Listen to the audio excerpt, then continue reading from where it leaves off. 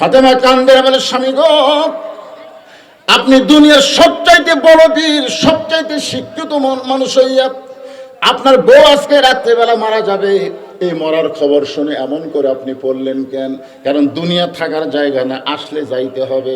ওগো স্বামী, আমি দুনিয়া থেকে বিদায় নেওয়ার আগে, বিদায় নেওয়ার পরে আমার তিনটা চাওয়া আপনাকে পুরা করা লাগবে। খুব মনোযোগ দিয়ে শোনেন, জান্নাতি নারীদের ওয়াজ শোনেন।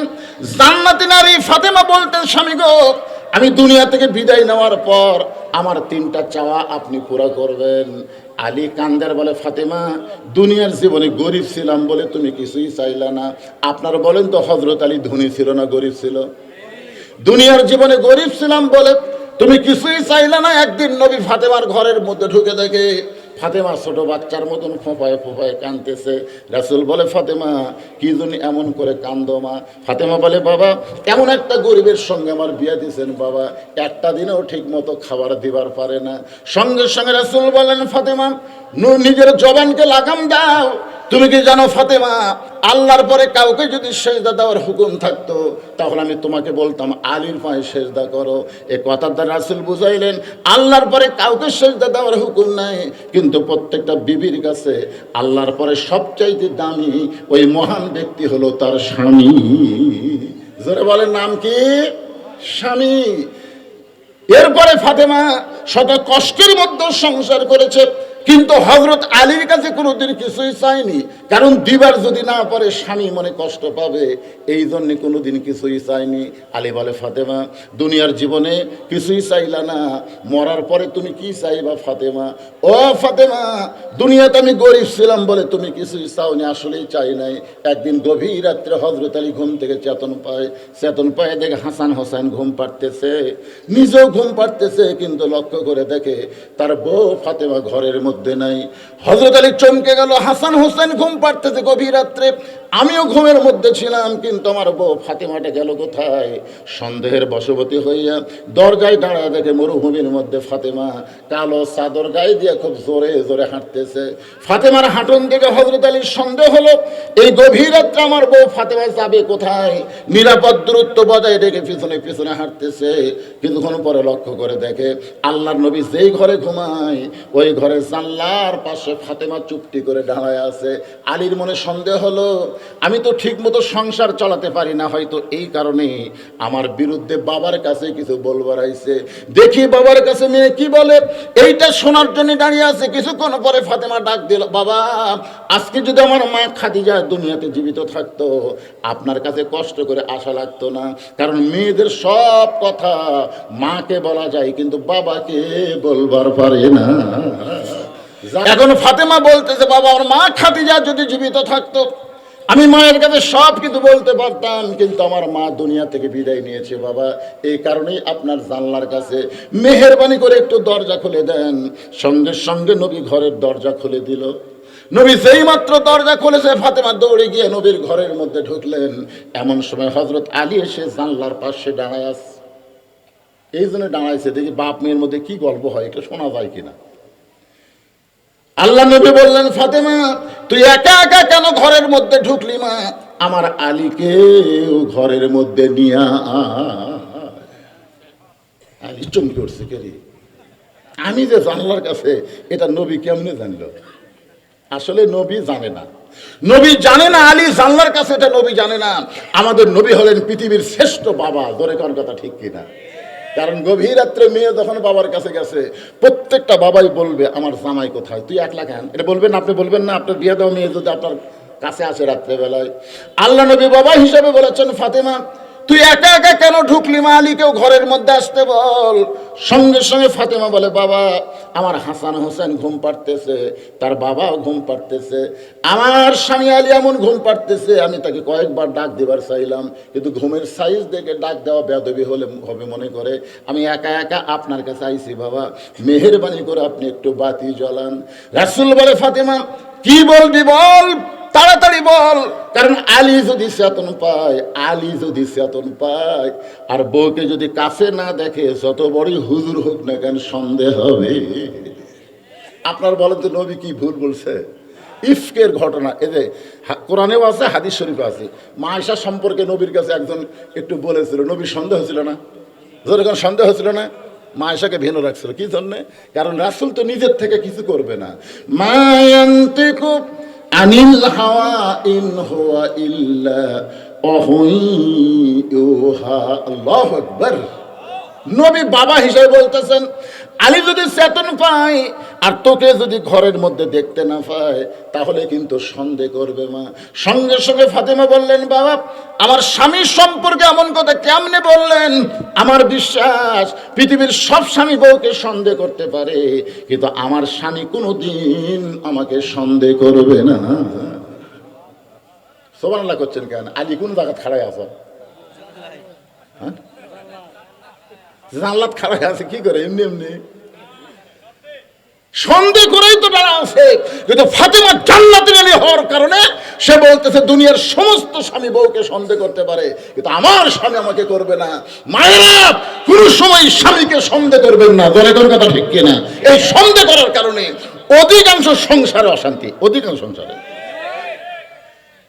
আমি ঘুমিয়ে গেছি, আমার মোবাইল সবসময় ঘুমের মধ্যে বন্ধ করে রাখি, কিন্তু হঠাৎ মনে নেই, চালু করে রাখছি। তো যেই কল করছে আমার বউ মনে করছে স্বামী হয়তো কলের চেতন পাবে, এই মনে করে দৌড়ে এসে ধরছে। আল্লাহকে কাম, ওটা আবার মেয়ে মানুষ, আল্লাহর মায়ের দুনিয়ার ভার। বউ বলতেছে হ্যালো, তখন বলে আপনি কে? বলে আমি হুজুরের স্ত্রী। আমার বউ বলছে আপনি কে? আমি হুজুরকে ভালোবাসি তো তাই। যেই কথা ভালোবাসি, হায় হায়, আমি তো কিছুই বুঝিনি ভাই। ঘুমাতে গোটার দিকে আমার বউ ট্যাপা মাছের মতন মুখ করে বসে আছে। আমি বললাম কে গো, তোমার দাঁতের মতো অসুখ হয়েছে?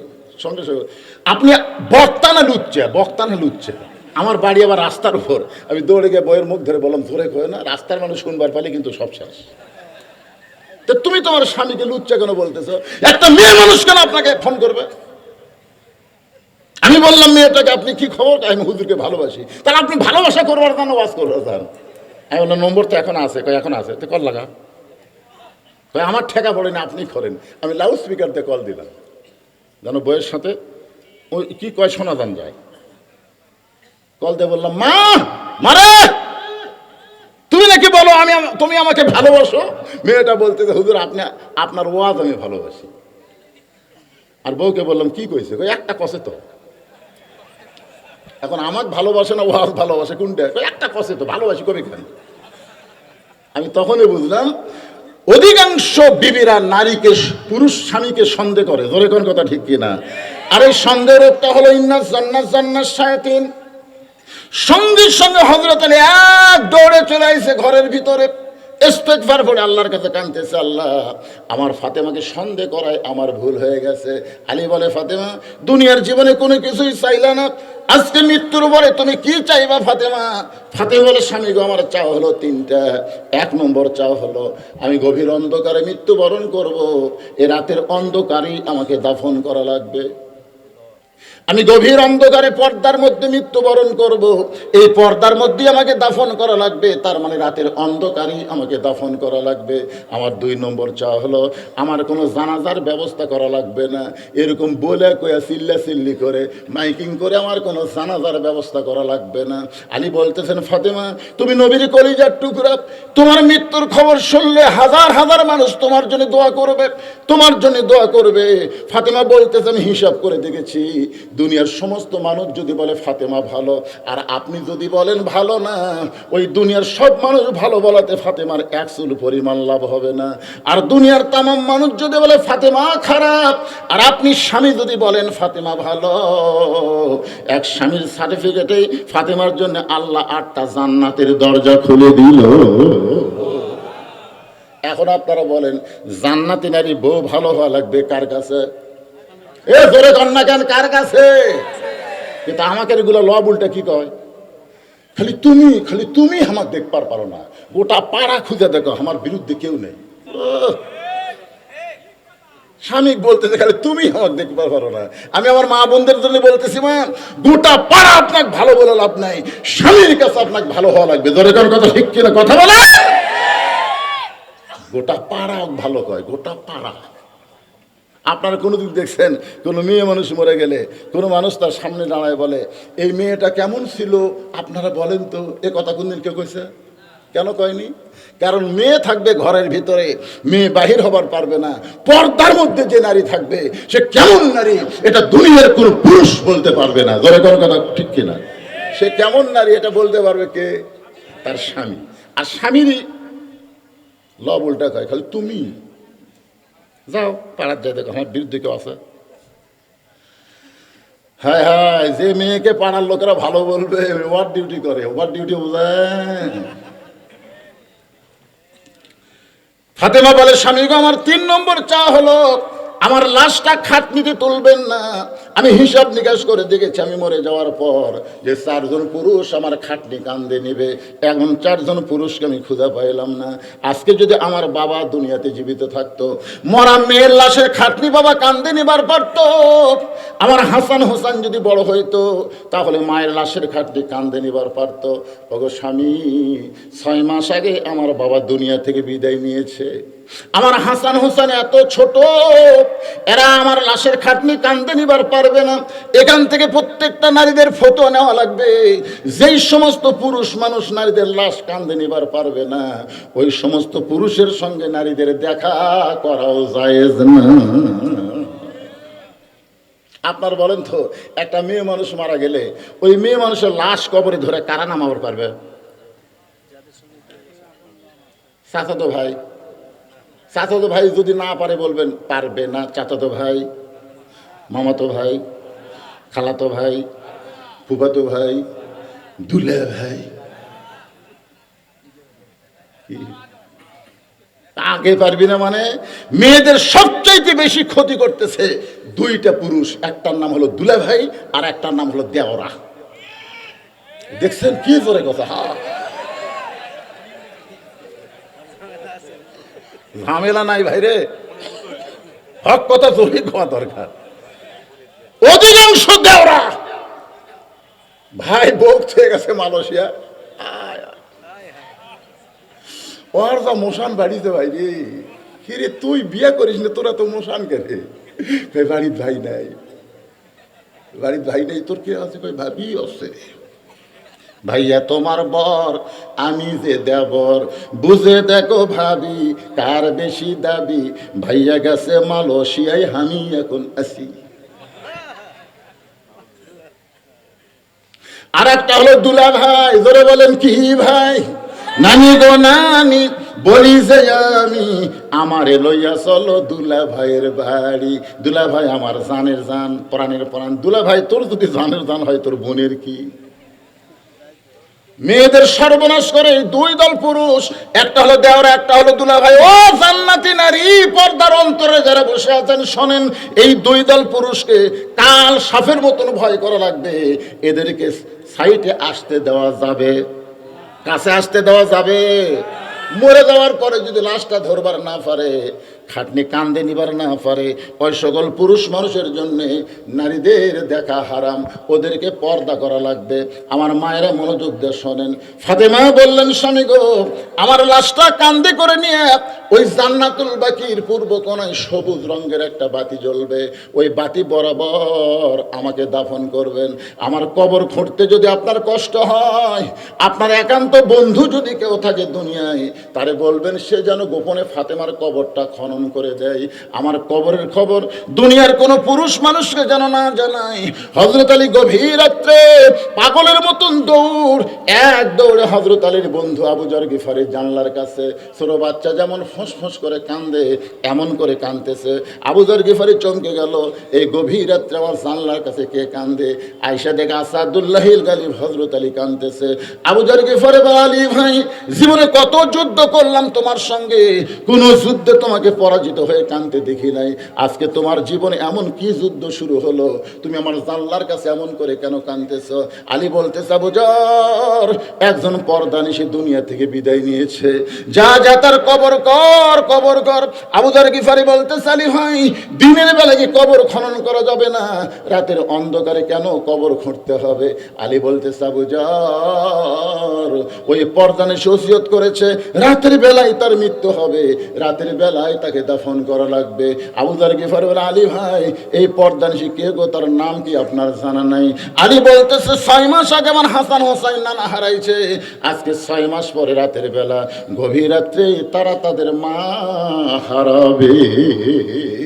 6 মাস আগে কে গেছে? 6 মাস আগে নানা আল্লাহর নবী দুনিয়া থেকে বিদায় নিয়েছে। হাসান হোসেনের চোখের পানি এখনো পর্যন্ত শুকায় নাই। যে সাহাবীকে পায় তাকে জিজ্ঞাসা করে, আমার নানাকে দেখছো কিনা? আবু বকর বলেছে, রে নবীর সাহাবীরা, হাসান হোসেন যতদিন নানা নানা বলে খুঁজবে, খবরদার নবীর রওজা মোবারক দেখায়া দিবা না। কারণ এরা দুই ভাই রওজার পাশে এসে যদি নানা নানা বলে ডাক দেয়, আমি আবু বকর বলতেছি আল্লাহ নবীর ঘুম ভাঙ্গে যাবে। কারণ রওজার মধ্যে গিয়া নবী আমার মরে নাই, নবী আমার ঘুমায় আছে। এই জন্য অনেকে আমরা গজল বলি, ইসলামের আলো জ্বলায়া দিয়া নবী ঘুমায়া আসেন সোনার মদিনায়। আপনারা কি বলেন, মরে আছে? যে দরুদ পড়লেন আপনারা সাল্লাল্লাহু আলাইহি সাল্লাম, আপনারা বলেন তো দরুদ কোথায় গেছে? এ কথা কন না কেন, কোথায় গেছে?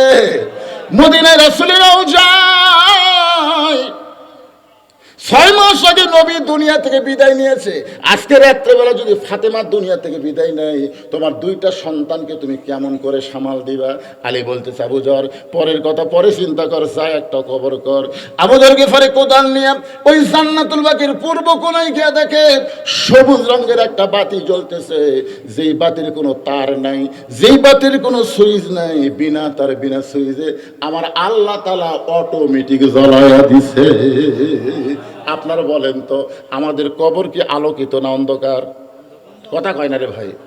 আমরা যেই কবরে যাব, কয়টা দরজা আছে, কয়টা জানলা আছে? দরজা নাই, জানলা নাই, কিন্তু প্রত্যেকটা মুসলমানের কবর অন্ধকার হবে না।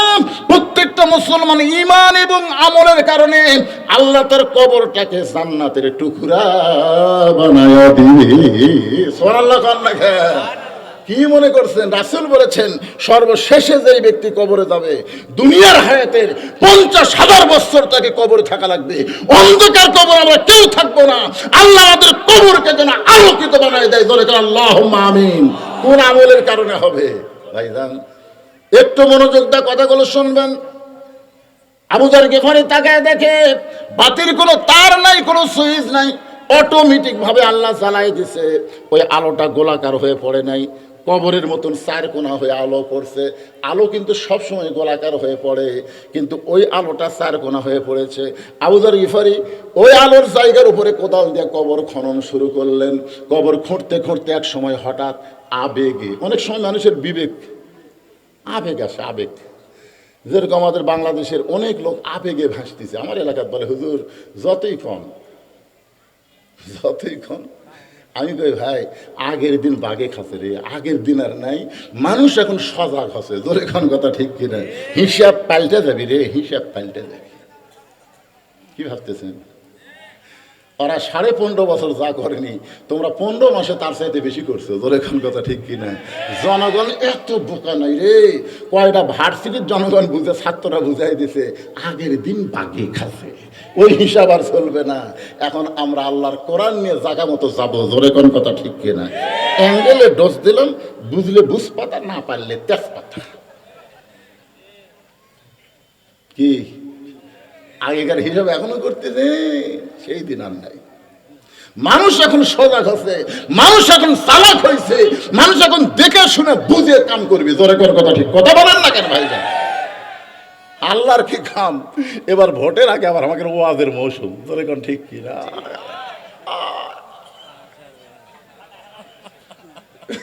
আইরে বক্তারা অ্যাঙ্গেলে উঙ্গিলে ডাইরেক্টে যা পারতেছে তা মারতেছে। কিসের ওয়াজ বন্ধ? না না, ডাইরেক্ট হবে না তো, অ্যাঙ্গেলে ডোজ দিচ্ছে, আগের দিন বাগে খাচ্ছে। কথাটা বুঝতেছেন? আগেকার দিন আরো আছে। আল্লাহর বান্দার একটু মনোযোগ দিয়ে শুনবেন। আমরা জামাত ইসলাম আর বিএনপি বহু বছর একসঙ্গে দোস্তানি করেছি। জোরে কোন ঠিক কিনা? আমার মনে আছে, এটা 23 সাল হবে। কোন সাল? 23 সালে একই আলুর বাড়ি, আলু আলু আলু দেখছেন আপনাকে? আলু আবাদ করে, এই খুঁটু বান্ধা আলু, একই আলু। জমি আমরা দুই ভাই, একটা বিএমপি আর আমি। তা আমার একটা কম্বল কম, ওই আমাকে একটা কম্বল দিল, হুজুরের নিচে পারেন হুজুর। হাই রে মহব্বত, বিএনপি আর জামাত ভাই। কিন্তু এই 5ই আগস্টের পর 24 সালে যে কি হলো, আমি বলবো জামাত বিএনপি আগের মতো এক হওয়া লাগবে। পুনরায় আওয়ামী লীগকে এই বাংলাদেশে ঢুকতে দেওয়া হবে না। জোরে কথা ঠিক কিনা? আমি বিএনপির ভাইদেরকে বলি, আপনার শহীদ জিয়াকে গ্রহণ করেন, শহীদ জিয়া গ্রহণ করেন। দেখেন তো শহীদ জিয়া কি ছিল। আপনারা দেখেন শহীদ জিয়ার 4.5 বছর ভুল করে হলো একদিনও রাজাকারের কথা বলেনি যে বাংলাদেশের রাজাকার ছিল। এরা শহীদ জিয়া কোনোদিন কয়নি, কারণ শহীদ জিয়া একজন রাজাকারকে তার প্রধানমন্ত্রী বানাইছিল।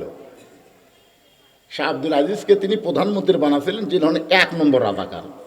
আল্লাহ বলেছেন মুসলমান না হয়ে মৃত্যুবরণ করো না।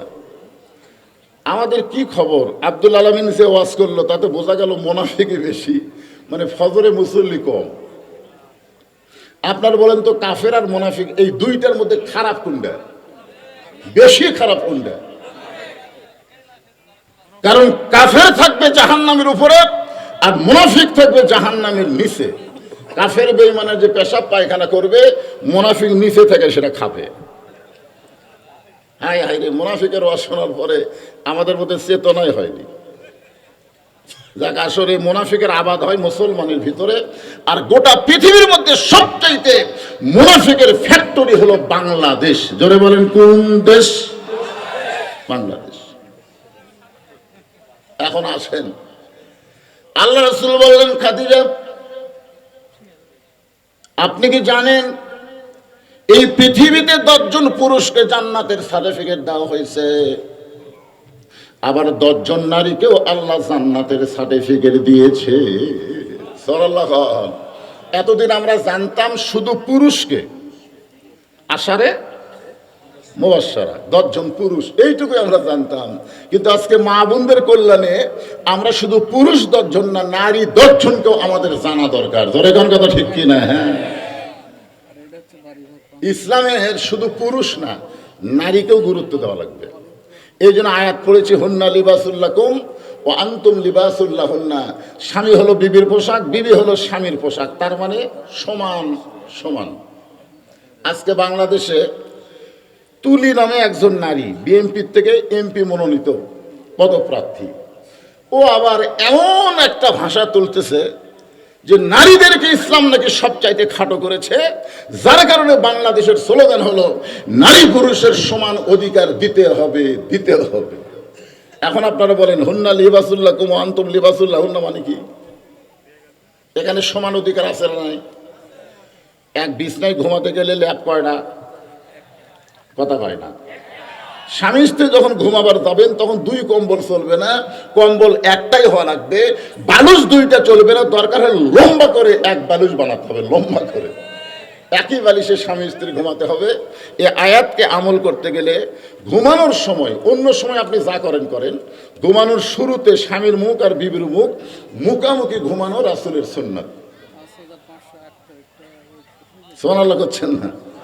আপনারা সুবহানাল্লাহ করলেও মা বোনেরা বলবে হুজুর এই ওয়াজ করেন না, কারণ আমার স্বামী এমন বিড়ি খাওয়া খায়, ও যখন ঘরের মধ্যে ঢুকে মানে ভোগরা মাটা ঢুকলো, একই বালিশে মুখের কাছে মুখ লাগায় ঘুম পড়া যাবে না, শরীর নষ্ট হয়ে যাবে। এই জন্য রাসূলের সুন্নত হলো ঘুমানোর আগে স্বামী স্ত্রী 2 জন সুন্দর করে মেসওয়াক করা। ধরে কোন কি করা?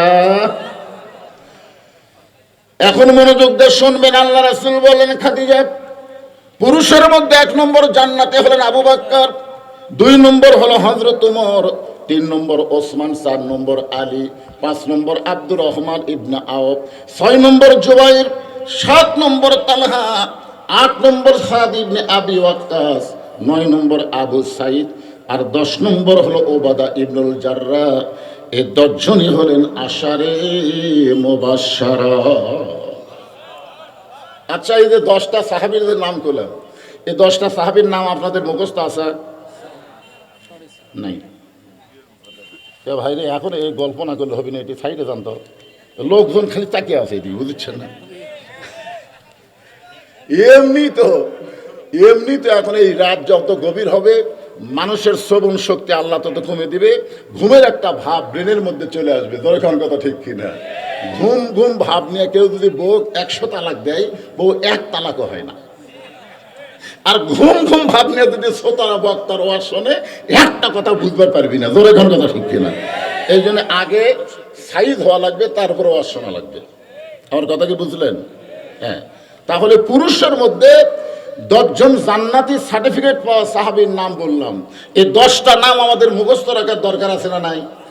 কিন্তু গুরুত্ব নেই।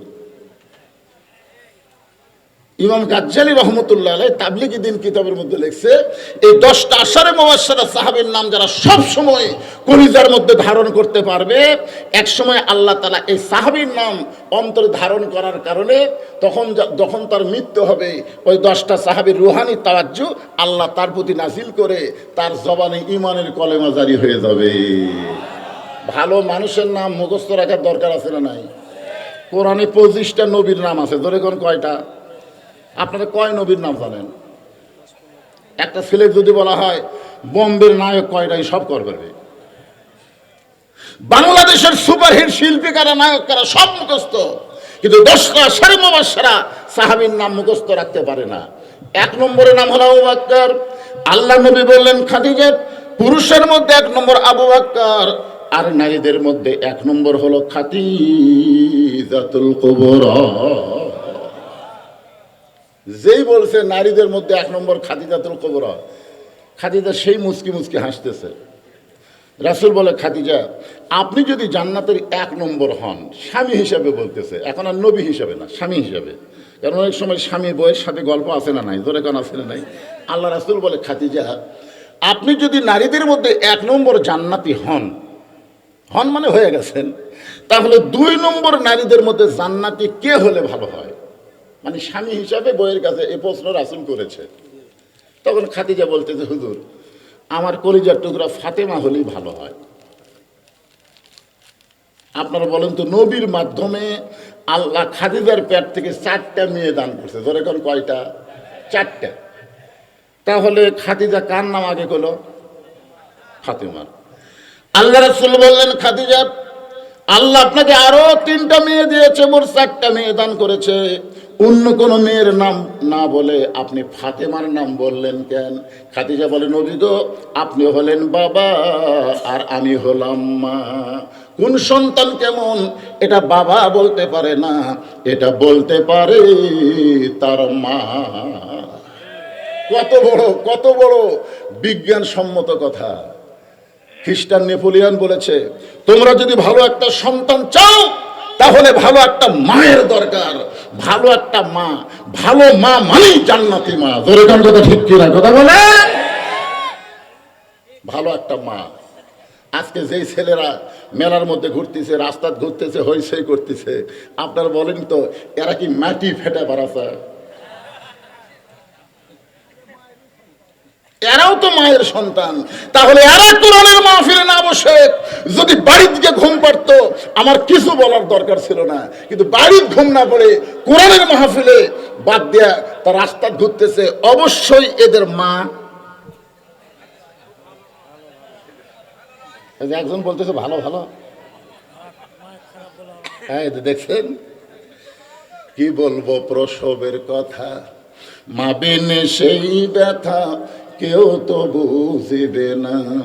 মাজন ঠেকিয়া সন্তানের দায়, অকালে মা মারা যায়, সেই মারে কোনোদিন খারাপ বলো না। মায়ের মতন আপন কেহ দুনিয়াতে হয় না। আমার ভাই বলতেছে মাকে খারাপ বলা যাবে না। কি খারাপ বলা যাবে না? তাহলে কোরআনে কেন আল্লাহ বললেন উতুল্লিম বাদা জালিকা জানিম? এ কথা কেন আল্লাহ বললেন? উলিদ বিন মুগিরা তুমি হলো জারদ সন্তান, এগুলা এ কথা আল্লাহ কেন বললেন? অবশ্যই বোঝা যাচ্ছে উলিদ বিন মুগিরার মা ভালো না, যার কারণে সন্তান জারদ হয়েছে। জোরে কোন কথা ঠিক কথা কন না কেন ভাইজান?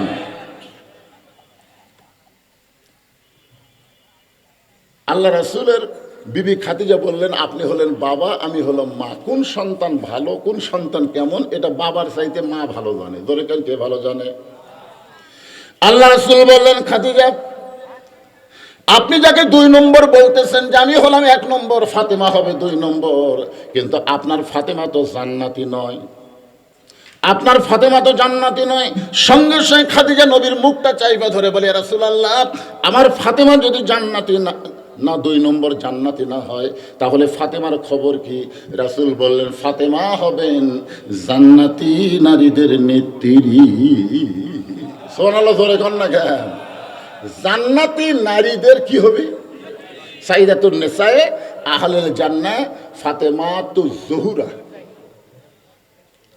এই জান্নাতি নারীর ওয়াজ শুনবার গেলে এই জহুরা জিনিসটা আপনাদের জানা লাগবে। এই জহুরাটা কি একটু মনোযোগ দিয়ে শোনেন। আপনারা যেমন তেমন শুনলে হবে, কিন্তু আমার মায়েদের একটু মনোযোগ দিয়ে শোনা দরকার। জোরে কোন কথা ঠিক কিনা? ঈশার নামাজ পড়ে হযরত আলী ঘরের মধ্যে ঢুকছেন। ও মায়েরা, মনোযোগ দিয়ে শুনবেন, জান্নাতি নারী কাদেরকে বলা হয়? ঈশার নামাজ পড়ে হযরত আলী ঘরের মধ্যে ঢুকে দেখেন ঘরটা সুন্দর করে সাজানো হয়েছে, সুন্দর করে ঘর সাজানো হয়েছে। হাসান হোসেনকে সুন্দর করে সাজায় দিছে। এমনকি ফাতেমা সুন্দরী সাইজা গুইজা ঘরের মধ্যে বসে আছে। আপনার বলেন তো, একটা পুরুষ মানুষ বাহির থেকে যদি ঘরের মধ্যে গিয়া দেখে ঘর সুন্দর, বউ সুন্দর, সন্তানকেও সুন্দর করে সাজায় রাখছে, আপনার বলেন তো ওই পুরুষটা ঘরের মধ্যে গেলে জান্নাতে একটা শান্তি পায় কি পায় না? কথা কোন পায় কি পায় না? কিন্তু ঘরের মধ্যে যায় দেখে এক সন্তান পেশাব করছে, এক সন্তান ন্যাংটা হয়ে আছে, বউ এ জায়গাত কালি ভরে থছে, এ জায়গাত হলুদ ভরে থছে, কাপড় ঠিক মতো পরেনি, গোটা ঘরের বালুস ওই দিকে পড়ে আছে, খেঁতা ওই দিকে শুয়ে আছে। তখন স্বামী, এই ঘরে আমি থাকবোই না রে, বাড়াই ভালো, বাড়াই ভালো। বাইরে এসে দেখে এটা কার বউ রে, সেই সুন্দর রে, এটা কার মেয়ে রে, কি রূপ রে। কিন্তু ঘরের মধ্যে গেলে ভাল লাগে না। আপনারা কি বলতে করতেছেন?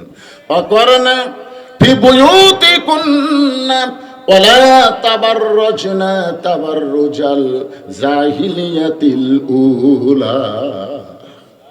যেদিকে হযরত আলী তাকায় সেই দিকে দেখার পরে বলে আলহামদুলিল্লাহ। হযরত আলী আল্লাহর শুকরিয়া যখন আদায় করেছে, এমন সময় ফাতেমা 2টা সন্তানকে বুকের মধ্যে নিয়ে বলে, বাবা, ও বাবা, তোমরা 2 ভাই একটু অন্য ঘরে যাও। হাসান হোসেনকে বুকের মধ্যে নিয়ে বলতেছে, তোমরা 2 ভাই একটু অন্য ঘরে যাও, তোমার বাবার সঙ্গে আমার গোপন কিছু গল্প আছে। আপনারা বলেন তো, হাসান হোসেন একজনের বয়স তখন 5 বছর, একজনের বয়স তখন 4.5 বছর, 3.5 বছর বা 4 বছর। তো এই বয়সের সন্তানকে যখন মা বলবে, তোমরা 2 ভাই একটু অন্য ঘরে যাও, তোমার বাবার সঙ্গে আমার কিছু গল্প আছে। হাসান হোসেন মুচকি মুচকি হাসতেছে। হাসার কারণ হলো যে মা যেভাবে সাইদা গুইজা বসে আছে, ঘরটাও সুন্দর করে সাজাছে, এখন আমাদেরকে বার করে দিয়া মা একটা কিছু করবি। সন্তানের বোঝার মতো যখন বয়স হবে, জান্নাতি নারীরা শোনেন, সন্তানদের বোঝার মতন যখন বয়স হবে, তখন সন্তান ঘরে থাকা অবস্থায় স্বামীর সঙ্গে কোনো আদর মহব্বত করা যাবে না। নিজের সন্তান যখন বোঝার মতন বয়স হবে, সেই সময় সন্তান যদি ঘরে চেতন থাকে, ঘরের মধ্যে সন্তান থাকলে আপনি স্বামীকে মহব্বত করতে পারবেন না, স্বামীও বউকে মহব্বত করতে পারবেন না, কারণ এরা সব বুঝতেছে। আচ্ছা, বোঝার বয়স কখন? আপনাদের কাছে একটা সন্তান, ছেলে হোক মেয়ে হোক, বোঝার বয়স কখন হয়? কয় বছর? সন্তান যখন মায়ের স্তনের দুগ্ধ খাওয়া বাদ দিবে, ওই সময় তার মেমোরি 8 ঘন্টা ধারণ ক্ষমতা হবে। ধরেন 2.5 বছর, 2.5 বছর বয়সে সন্তানের সামনে যদি আপনার বউকে আপনি চুমা খান, সন্তান 8 ঘন্টা, ধরে কোন কয় ঘন্টা? 8 ঘন্টা খালি দেখবি না, এটা এই জায়গা জমা করে রাখবি। 8 ঘন্টার মধ্যে বেড়ে আসা কাউকে যদি দেখতে পাই, তাহলে বলবে, আব্বু তাই মাছ চাপা ধরছিল রে, আব্বু তাই মাছ চাপা ধরছিল রে। হাসতেছেন? ইসলাম কত সুন্দর! নিজের হালাল বউকে 2.5 বছর বাচ্চার সামনে আদর করা যায় না, এরই নাম হলো ইসলাম। ধরে কোন কথা ঠিক কিনা? আর আমাদের বাংলাদেশে মুসলমান আছে, ইসলাম না থাকার কারণে আমাদের অবস্থা কি আছে? ইসলামের স্টারস্টলে আমি বসে আছি, ইতিমধ্যে এক লোক হানফান করে এসে বলতেছে, ইসলামও নাই শান্তিও নাই, ইসলামও নাই শান্তিও নাই। আমি কাছে গিয়ে বললাম, ঠিকই কয়েছেন ভাই, ইসলাম না থাকলে শান্তি থাকবে না। হুজুরেরা সেই ইসলাম হয়তো আমি বললাম এটা আবার কোন ইসলাম? বলে মুসলমানের ইসলাম, হিন্দুর মেয়ে শান্তি কিনা বার হয়ে গেছে, এখন সবাই খুঁজতেছে হিন্দুরা শান্তি নাই, মুসলমান খুঁজে দেখে ইসলাম নেই। মানে মুসলমানের ইসলামও নাই, হিন্দুদের শান্তিও নাই, ইসলামও নাই শান্তিও নাই। তা আমি কইলাম ইসলাম শান্তি তাহলে কোথায় গেল? তখন ওই লোকটা বলতেছে ভ্যালেন্টাইন ডে 14ই ফেব্রুয়ারি কুত্তা দিবসে ইসলাম শান্তি কিলে পুলে গেছে। যেই বাংলাদেশে 90% মুসলমান বসবাস করে, সেই বাংলাদেশে ভ্যালেন্টাইন ডে বিশ্ব ভালোবাসা দিবস কোনোদিন উদযাপন হতে পারে না। ধরে দেন কথা ঠিক কি না? ভালোবাসা কোনো একটা দিবসের জন্য না। মুসলমান যারা বিয়ে করছে, ভালোবাসা খালি সবসময় করবার মন চায়, কিন্তু মেয়েদের মাসে একটা অসুখ হয়, ওই সময় করবার মন চাইলেও করা যাবি না। ধরে কোন কথা কর না কেন? এক জায়গায় আমারে বললো, হুজুর স্বামী স্ত্রীর মিলনের মাধ্যমে ছেলে হয় মেয়ে হয়, কিন্তু হিজড়া কেন হয়? এই দোষটা কার? সন্তানের দোষ না বাপ মায়ের দোষ? কি করে আপনাকে এই বাগমারাত কি হিজড়া নাই? আছে তো। আপনাদের এই বাগমারার মধ্যেই মনে হয় আপনার দখল পড়া। আমাকে একজন একটা ফতুয়া জানতে চাইছে যে হুজুর, পুরুষ মানুষ মরে গেলে আমরা 3 কাপড় দিই, মেয়ে মানুষ মারা গেলে আমরা 5 কাপড় দিই, কিন্তু হিজড়া মরলে কয় কাপড়?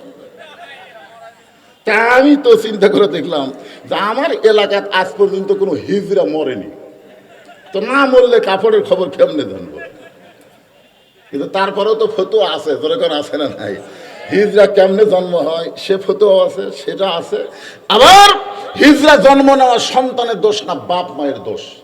মাসিক অবস্থায় কোনো বাপ মা যদি মিলন করে আর ওই মিলনে পেটে যদি সন্তান আসে, ওই সন্তান হিজড়া হয়। এজন্য মাসিক অবস্থায় স্বামী স্ত্রী মিলন করা যাবে, যতই মন চাক চলবি। এর জোরে কর না কেন? জোরে কর না কেন? একটু মনোযোগ দিয়ে শুনবেন। হাসান হোসেন 2 ভাই যখন বাইরে যায়, এমন সময় ফাতেমা ঘরের দরজা বন্ধ করে দেয়। যেই মাত্র ফাতেমা ঘরের দরজা বন্ধ করেছে, সঙ্গে সঙ্গে হযরত আলী মাথার টুপি খুলছে। কি খুলছে? আপনারা বলেন তো, যত বড়ই হুজুর হোক, বউ যদি দরজা বন্ধ করে ওই আর হুজুর থাকে? আপনাদের কি মনে হয় আমি যে ওয়াজ করতেছি আপনার এলাকায়, বাড়ির যখন যাই এই টুপি মাথাতে বউয়ের কাছে ঘুমায়? যদি আমার খুলতে দেরি হয়, বউ খুলতে দেরি করবি না, আমার কাছে কোনো হুজুরগিরি চলবি না। তুমি যা ফাঁকি মারছো মারছো, আর ফাঁকি দেওয়া চলবে না। অন্তত আল্লাহর কোরআনের আমল করো। হুন্না লিবাসুল্লাকুম ওয়া আনতুম লিবাসুল্লাহুন্না। কি ভাবছেন? এখন এই বিএনপির নেত্রী মিছিল করতেছে, নারী পুরুষের সমান অধিকার দিতে হবে, দিতে হবে। আসলে যে আয়াতে কারিমা তেলাওয়াত করলাম, এখানে তো সমানের কথা আছে। আপনারা বলেন তো, আল্লাহ কি কোরআনে বলেছেন আর রিজালু কাওয়ামুনা আলান নিসা, পুরুষ থাকবে নারীদের উপরে? এই কথা কোরআনে আছে না নাই? আছে না নাই? তাহলে কোরআনে যদি আল্লাহ বলেন পুরুষ থাকবে নারীর উপরে, আর নারীরা যদি মিছিল করে নারী পুরুষের সমান অধিকার, তাহলে প্রত্যেকটা মরদ মানুষ বলবে দেওয়া যাবে না। অথচ কতগুলো হিজড়া নামক মরদ মানুষ ওই নারীদের সঙ্গে মিছিল করে দিতে হবে, দিতে হবে। যেই মরদেরা বলবে নারী পুরুষের সমান অধিকার দিতে হবে, বুঝবেন ও পুরুষ না, ওই তলে তলে হিজড়া হচ্ছে। ধরে কোন কথা ঠিক কিনা? আপনারা কি আল্লাহর কোরআন মানেন না? এই জান্নাতি নারীরা শোনেন, পর্দার অন্তরে যারা বসে আছেন শোনেন, সব জায়গায় সমান অধিকার চলবি না। তো জায়গা বুঝা, নারী যদি মা হয় তাহলে বাপের মতো সমান অধিকার না, মায়ের দাম বাপের চাইতে 3 গুণ বেশি। ধরে কোন কথা ঠিক কিনা? আপনারা বলেন তো, কার পায়ের তলে বেহেশত, মায়ের না বাপের? তাহলে এই জায়গায় বাপের চাইতে আল্লাহ মায়ের দাম বেশি দিলেন। মায়ের দাম বাপের চাইতে অনেক বেশি, মেয়ের দাম ছেলের চাইতে বেশি, কিন্তু স্বামীর দাম বইয়ের চাইতে বেশি। এখন এই জায়গা তো সমান করতেছে। আমি ওয়াজ করতে বলে থাকি, পদ্মার চরে জেলার জেলানে অস্থায়ী ঘর বানাচ্ছে, মাছ ধরে বিক্রি করে খায়। হঠাৎ একদিন উঠছে ঝড়, চাটাইয়ের ঘর তো, চারিদিকে পর্দার চরের বালি উঠতেছে। এখন জেলা জ্বালানি ঘরের মধ্যে আল্লাহর জিকির করতেছে, কিন্তু ঝড় থামে না। 1-1 ঘন্টা হয়ে গেছে, ঝড় যখন থামে না, তখন স্বামী বলতেছে বিবিকে, কে গো, যে হারে ঝড় উঠছে আমার যে পেশাব লাগলো। বউ বলতেছে ইন্নাল্লাহ মা সাবিরিন, ধৈর্যশীলদের সঙ্গে আল্লাহ আছে। জোরে পেশাব লাগছে, আমি কন্ট্রোল করে পারতেছি না, তাহলে ঘরের কোনাত করি। এত বড় মানুষ ঘরের কোনাত পেশা করে থাকা যাবে? তো স্বামী কয় তাহলে কি করবো রে? বউ বলতেছে একটা কাম করেন, এত জোরেই যখন লাগছে আপনি আমার কান্দর চড়েন, কান্দর ছেড়ে ওই সাটায় আপনার যন্ত্র মোতাবেক একটা স্যাত করেন। তো স্বামী যন্ত্র মোতাবেক স্যাত করে ওই দিক দিয়ে পেশাব করছে, আলহামদুলিল্লাহ। 1-1 ঘন্টা হয় ঝড় থামে না। বউ কয় আমারও লাগছে। স্বামী বলতেছে স্যাত করাই আছে, তুই খালি আমার কান্দে চড়বি আর স্যাত দিয়ে পেশাব করবি। এবার বউ স্বামীর কান্দে চড়ে স্যাত বরাবর পেশাব করে, পেশাব দিয়ে স্বামীর বুক ভিজে যায়। স্বামী চিল্লা, এই কোন জায়গায় পেশাব করিস, কোন জায়গায় পড়ে? বউ বলে মরার স্বামী জানো না, সব জায়গায় সমান অধিকার চলে না। ধরে কান্দে তো ঠিক না? আপনারা বলেন তো, সব জায়গায় সমান অধিকার চলবে? একটু মনোযোগ দিয়ে শুনবেন। হাসান হোসেন 2 ভাই যখন অন্য ঘরে গেছে, এমন সময় ফাতেমা দরজা বন্ধ করেছে। যেই মাত্র ফাতেমা দরজা বন্ধ করলো, এমন সময় হযরত আলী মাথার টুপি খুলেছে। আল্লাহর নবীর সুন্নত, সুবহানাল্লাহ। মা আয়েশা যখন ঘরের মধ্যে ঢুকছে, এমন সময় আল্লাহর নবী আর বসে থাকলেন না। নবী দাঁড়িয়ে গিয়ে আস্তে করে উঠে গিয়ে দরজা জানলা বন্ধ করে দিলেন। আমাদের মা আয়েশা থরথর করে কাঁপতেছে। রাসূল বলে, আয়েশা কাঁপো কেন? বলে, আপনি হলেন শ্রেষ্ঠ নবী, বিশ্ব নবী, আপনার ঘরের মধ্যে ঢুকে যদি কোনো বেয়াদবি হয়ে যায়, এই জন্যই আমার শরীর কাঁপতেছে। আল্লাহ রাসূল বললেন, আমি বিশ্ব নবী, শ্রেষ্ঠ নবী, এটা ঠিক, কিন্তু এখন নাই। আয়েশা বলে, হুজুর তাহলে এখন কি? বলে, যখনই দরজা জানলা বন্ধ হয়েছে, তখন আমি হলাম স্বামী, তুমি আমার বিবি। জোরে কান সুবহানাল্লাহ। আমাদের নবী সব সময় বিবির কাছে নবী থাকে নাই, স্বামী হিসাবে দায়িত্ব পালন করেছে। একটু মনোযোগ দিয়ে শুনবেন। হযরত আলী মাথার টুপি খুলে যখন ফাতেমার দিকে 2 কান হাত বাড়ায় দেয়, ফাতেমা দৌড়ে গিয়ে স্বামীর বুকের মধ্যে মুখ লাগায় ছোট বাচ্চার মতন কান্না শুরু করেছে। আলী বলে, ফাতেমা, এত সুন্দর করে ঘর সাজাইলা, এত সুন্দর করে হাসান হোসেনকে সাজায় দিয়া তুমিও সুন্দরী সাইদা গুইদা ছিলে, আমার বুকের মধ্যে মাথা ঢুকায় কেন কান্না শুরু করে দিলে? ফাতেমা বলে, স্বামী গো, আর কোনোদিন ঘর সাজাবার পারবো না, আর কোনোদিন হাসান হোসেনকে সাজা দিবার পারবো না, আর কোনোদিন সাইদা গুইদা আপনার সামনে দাঁড়াবো, সেই সময় আমার হবে না। কারণ আজকে গভীর রাত্রে ফাতেমার মৃত্যু হবে। যেই মাত্র কইছে আজকে গভীর রাত্রে ফাতেমার মৃত্যু হবে, গাছের গোড়া কাটলে গাছটা যেমন পড়ে যায়, হযরত আলী তেমনি পড়ে গেলেন ঘরের মাঝায়। মা ফাতেমা মুস্কি মুস্কি হেসে এই স্বামীর কপালে একটা চুমো দিয়ে বলে, স্বামী গো, এমন করে আপনি কাঁদবেন না, এ দুনিয়া শাকার জায়গা না, এ দুনিয়াতে আসলে যাইতে হবে। আজকে কোরআনের জান্নাতি নারীদের জন্য ওয়াজ যদি শুনতে চান, তাহলে এই হক কথাটা বলতে হবে। হক কথা, জাআত সাকারাতুল মাউতু হকুন। আপনারা বলেন তো, মৃত্যু যে সত্য, এই ব্যাপারে হিন্দুকেরও সন্দেহ নেই। আমি একটা হিন্দুকে বলেছিলাম মৃত্যু না, ও তো সত্যি, মরা লাগবে। খ্রিস্টান বলেন, ইহুদি বলেন, যাকে বলেন, মরা যে লাগবে, এ ব্যাপারে কোনো সন্দেহ। আবু যার গিফারির বিবেক লোপ পায় আবেগের কারণে বলতেছে, কবর, এই গভীর রাত্রে কবর খুঁড়তেছি, তুই কি বলতে পারিস কবর? তোর মধ্যে যাকে দাফন করা হবে, আল্লাহ নবীর মেয়ে হওয়ার পরেও নবী তাকে মা হিসাবে সম্মান করেছে।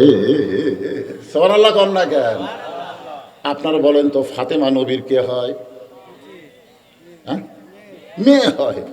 একদিন আল্লাহ রাসূল ভরা মজলিসে মসজিদ নববীর মধ্যে বলতেছে, এই আমার সাহাবীরা শোনো, জয়নাব আমার মেয়ে, কুলসুম আমার মেয়ে, রোকে আমার মেয়ে। ওই সময় হাসান হোসেন 2 জন নবীর কাছে বসে আছে, আর নবী সাহাবীদের বলতেছেন, জয়নাব আমার মেয়ে, কুলসুম আমার মেয়ে, রোকে আমার মেয়ে। 3বার বলার পরে সাহাবীরা চিন্তায় পড়ে গেল, নবীর মেয়ে হলো 4টা, আর নবী 3টা মেয়ের কথা বলে, একটা মেয়ের কথা বলতেছেন না কেন?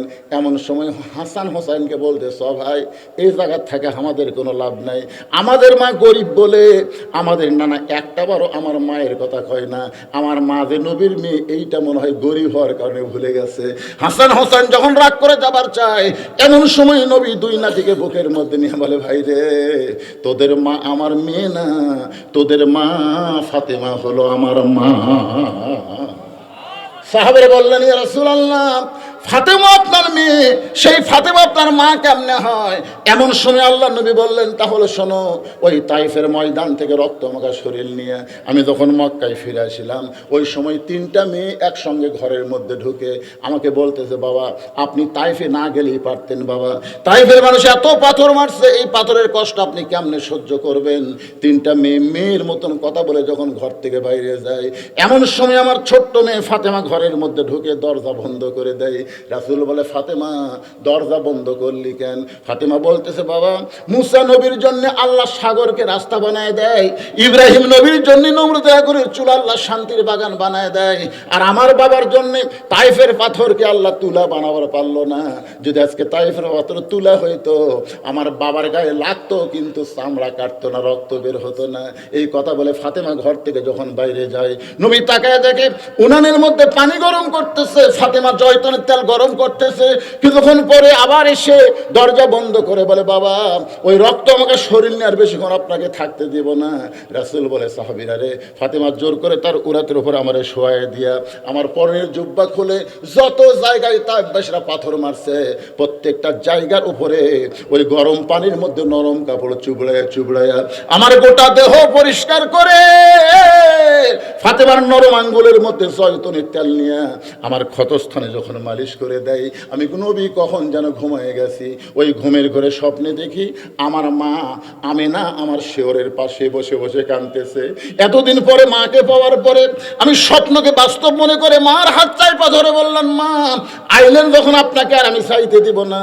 এই বলে মার হাতটা যখন চাইপা ধরেছি, এমন সময় ফাতেমা আমার কপালে চুমা খায়। ওই ফাতেমার চোখের পানি আমার চোখের মধ্যে ঢুকে আমি ঘুম থেকে চেতন পাই।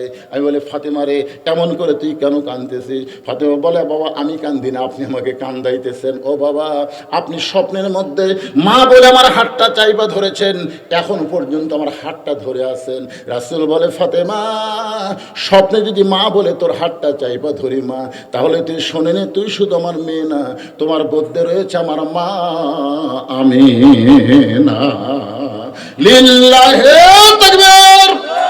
আবু যর গিফারি বলে, কবর রে, খবরদার বেয়াদবি করবি না।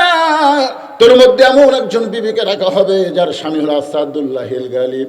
এ বলে কোদাল মারতে মারতে আবার বলে, কবর রে তুই কি বলতে পারিস? তোর মধ্যে এমন একটা মাকে রাখা হবে যে মায়ের 2টা সন্তান জান্নাতি যুবকদের সর্দার হবে।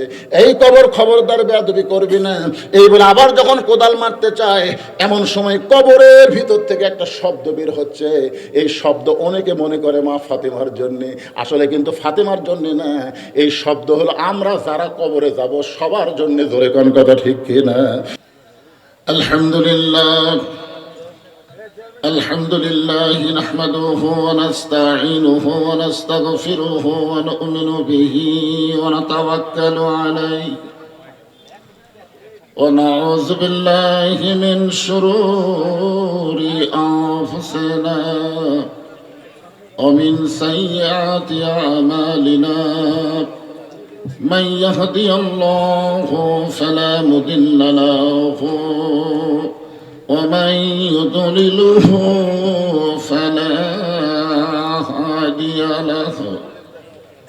সকলে জবান খুলে বলেন, আশহাদু আল্লা ইলাহা ইল্লাল্লাহু ওয়াহদাহু লা শারীকা লাহু وأشهد أن محمدا عبده ورسوله الذي أرسل رسوله بالحق بشيرا ونذيرا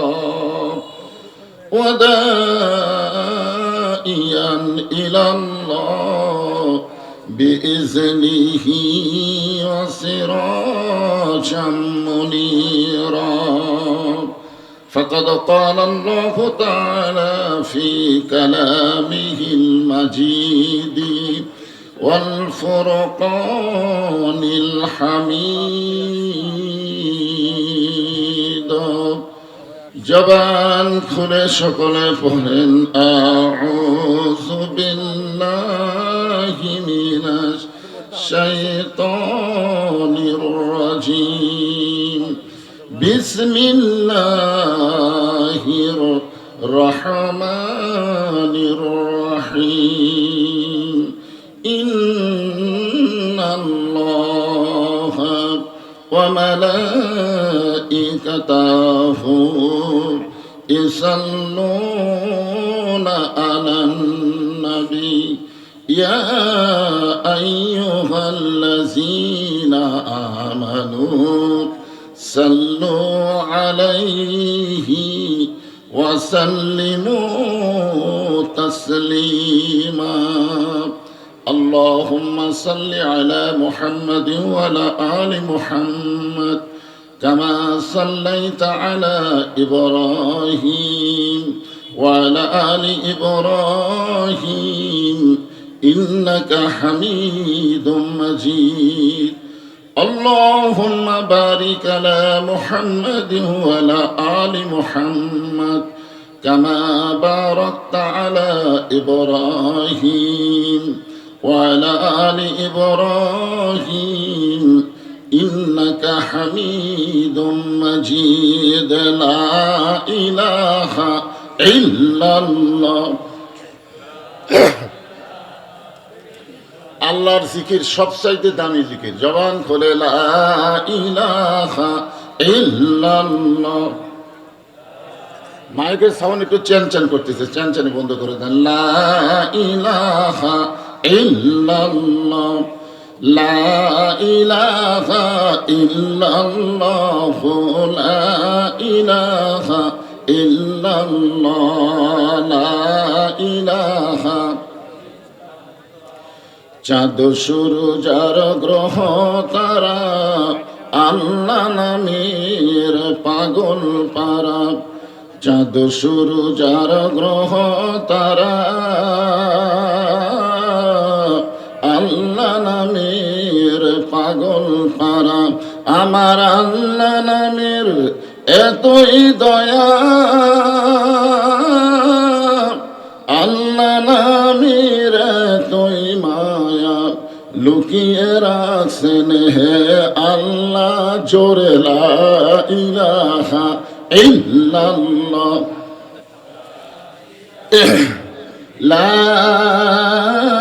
ইলাহা ইল্লাল্লাহ মুহাম্মাদুর রাসূলুল্লাহ রাসূলের মহব্বতে জবান খুলে সমস্বরে সকলে বলবো সাল্লাল্লাহু আলাইহি ওয়াসাল্লাম।